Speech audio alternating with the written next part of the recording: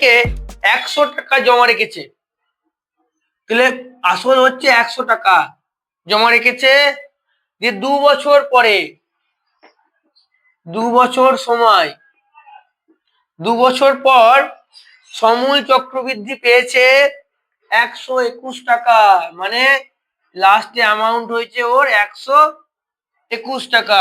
তাহলে বার্ষিক সুদের হার কত ছিল? ধরে নি বার্ষিক সুদের হার হচ্ছে R%। বোঝা গেল এটা? তাহলে আমরা চক্রবৃদ্ধি সুদ অনুযায়ী কি জানি? অ্যামাউন্ট সমান P into 1 plus R by 100 এর পাওয়ার N। হয়েছে না হয়নি বল? 121 সমান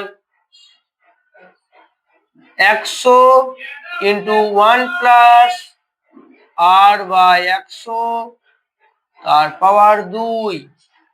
ঠিক আছে, 100টাকে ভাগ করে দিলাম, 121 বাই 100 সমান 1 প্লাস R বাই 100 তার স্কোয়ার। হয়েছে? এটা 11/10 হয়, তার স্কোয়ার হয়, 11/10 এর স্কোয়ার হয়, 1 প্লাস R বাই 100 এর হোল স্কোয়ার। হয়েছে? তাহলে বর্গটা তুলে দিলে 11/10 সমান 1 প্লাস R বাই 100। হয়েছে? এটা দিয়ে বাদ দিতে, তাহলে পাবি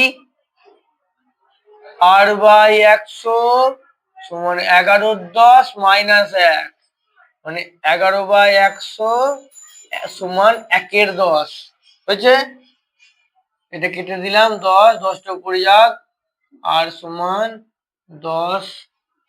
দুটি দ্বিঘাতকরণীর যোগফল আর গুণফল যদি মূলদ সংখ্যা হয়, আমরা পড়েছিলাম এই যে একটা মূলদ সংখ্যা আছে, হ্যাঁ, তার গুণফল আমরা করতাম আগে, যে করণীয় নিরসক উৎপাদক দিয়ে গুণ করতাম, করণীটা উঠে যেত গুণ করলে। হয়েছে? এদেরকে বলা হয় করণীয় নিরসক উৎপাদক।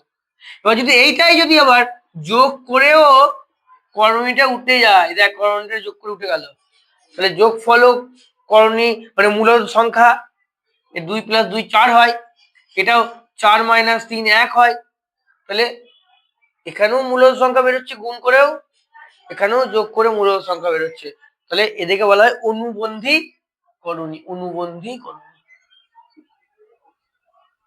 বলে যে বোঝা গেল, দুটি ত্রিভুজের ভূমি একই সরলরেখার উপর অবস্থিত এবং ত্রিভুজ দুটির অপর শীর্ষবিন্দু সাধারণ, মানে এইটা একই থাকবে এরকম। হয়েছে না হয়নি? নাম দিদি আগে, ABC একটা ত্রিভুজ আর একটা ACD একটা ত্রিভুজ, শীর্ষবিন্দুটা এক। ত্রিভুজ যদি ক্ষেত্রফলের অনুপাত, ত্রিভুজের ক্ষেত্রফলের অনুপাত, এই ত্রিভুজের ক্ষেত্রফল। তাহলে দেখ একটা জিনিস বলি, এই যে এখান থেকে যদি লম্বটা নিস, তো সেটা হবে উচ্চতা, এইটা উচ্চতা, বুঝলি? হ্যাঁ, তাহলে এই ক্ষেত্রফলটা কি হবে? এই ত্রিভুজটার ক্ষেত্রফল কি হবে? হাফ ইন্টু ভূমি BC ইন্টু উচ্চতা H। হ্যাঁ, আর এই ত্রিভুজটার ক্ষেত্রফল কি ACD যদি ধরি, ওর উচ্চতা একই, কারণ এখান থেকে লম্বটা আনবে, এটা বাড়িয়ে দেওয়া হয়েছে লম্বটাই। হাফ ইন্টু ভূমি হচ্ছে CD আর H। হয়েছে না হয়নি? হাফ H কেটে গেল, তাহলে কি পেলি? BC is to CD। তার মানে এই ত্রিভুজ দুটির ভূমির দৈর্ঘ্যের যা অনুপাত হবে, ক্ষেত্রফলের অনুপাত তাই হবে। বুঝা গেল? ভূমির দৈর্ঘ্যের অনুপাতে সমান, ভূমির দৈর্ঘ্যের অনুপাতে সমান, ভূমির দৈর্ঘ্যের যা অনুপাত হবে ক্ষেত্রফলটার অনুপাতও সেমই দাঁড়াবে। cos 53 ডিগ্রি sin 37 এর সরলতম মান। কসটাকে চেঞ্জ করে নে, sin 90 minus theta, cos theta মানে sin 90 minus theta by sin theta. তাহলে উপরে হলো sine 37 degree by sine 37 degree মানে 1। একটি নিরেট লম্ব বৃত্তাকার চোঙ, নিরেট চোঙ,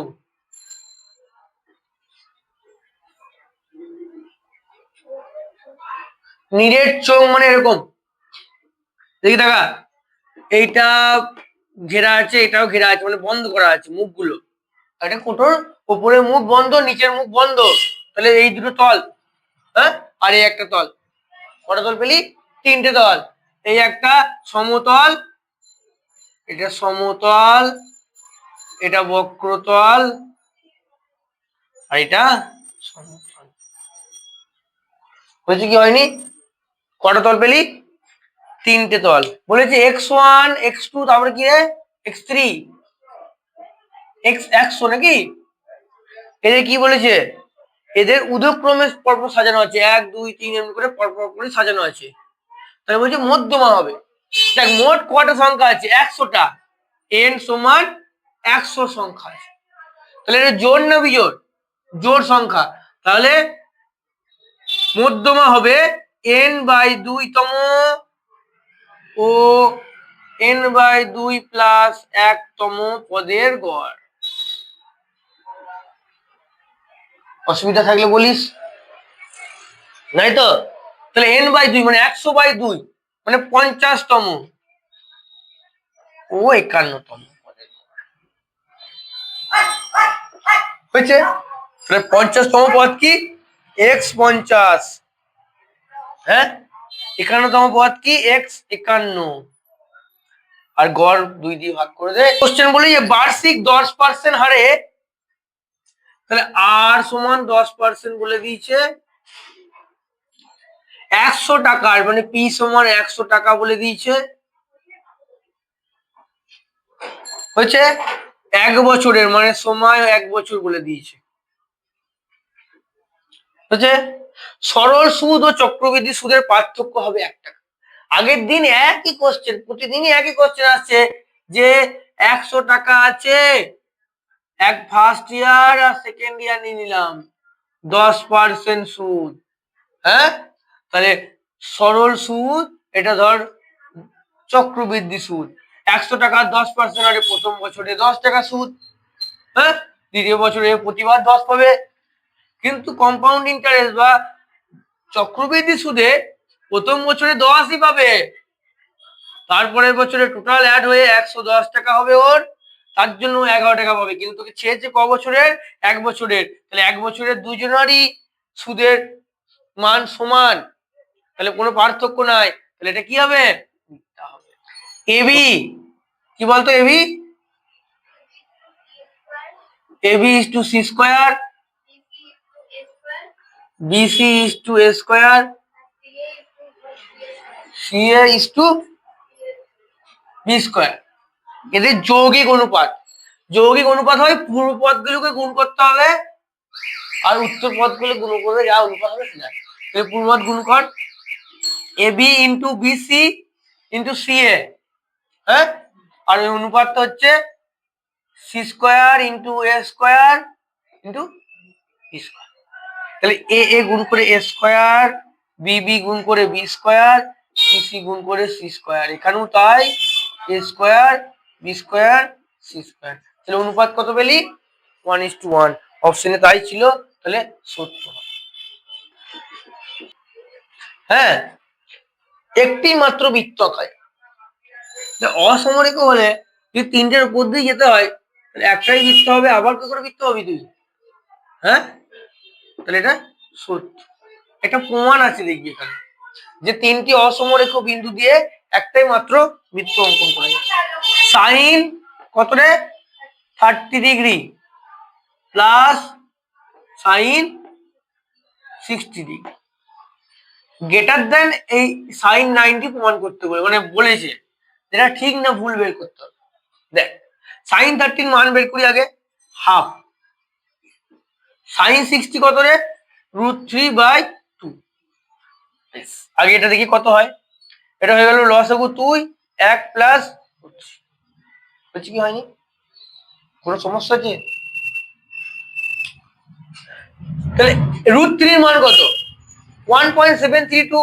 তাহলে 1 প্লাস 1.732/2, তার মানে এটা 2, এটা 1 এর থেকে বড় হবে। দেখ, তাহলে 2.732/2 হচ্ছে, তাহলে 1 এর থেকে বড়। আর sin90 মানে কত? 1। তাহলে এ সবসময় বড় হচ্ছে। হয়েছে না হয়নি? তাহলে সত্যি। কি বলেছে রে? একই ভূমি ও একই উচ্চতা বিশিষ্ট একটি লম্ববৃত্তাকার শঙ্কু। লম্ববৃত্তাকার শঙ্কু আছে যার একই ভূমি এবং একই উচ্চতা, চোঙ আছে, তার আয়তনের অনুপাতের সঙ্গে বলেছি 1:3 হবে। তাহলে এটা কিছু করারই দরকার নেই, আয়তন বার কর, চোঙের আয়তন কত রে?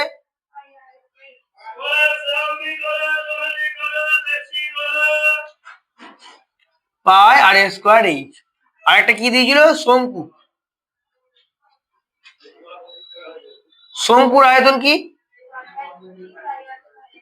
1/3 পাই r²h। তাহলে এই দুটোর অনুপাত। তাহলে 1/3, আগে শঙ্কু ছিল, আগে শঙ্কু লিখলাম, পাই r²h কেটে গেল। এবার যেহেতু তলায় 3 আছে, 1 আছে, লসাগু করলে 3 হয়, 3 দিয়ে গুণ করে দে। 3 3 কেটে গেল, তাহলে 1:3। তাহলে এখানে ছিল 1:3 ছিল, তাহলে সত্য হয়ে গেল এটা। 2 3, তারপরে 9 10, 9 3 9, 9 3 9। এদের বলছে মধ্যমান মান হচ্ছে 10। তাহলে মধ্যমা বার করতে গেলে আগে সাজাতে হবে। সাজিয়ে নি, 2, 3, 3। তারপরে দুটো 9 আছে, না 3টে 9 আছে নাকি? 3টে 9, একটা 10। তাহলে মোট সংখ্যা কটা দেখি? 1 2 3 4 5 6 7। 7টা সংখ্যা, n সমান 7। তাহলে মধ্যমা বের করতে গেলে যুগ্ম সংখ্যা হলে, অযুগ্ম সংখ্যা হলে n+1/2তম পদ। তাহলে 7 + 1/2তম মানে 4তম পদ। 8/2 মানে 4তম। 4 নম্বরে কি আছে? 1 2 3 4। এ হচ্ছে মধ্যমা, 9 হচ্ছে মধ্যমা।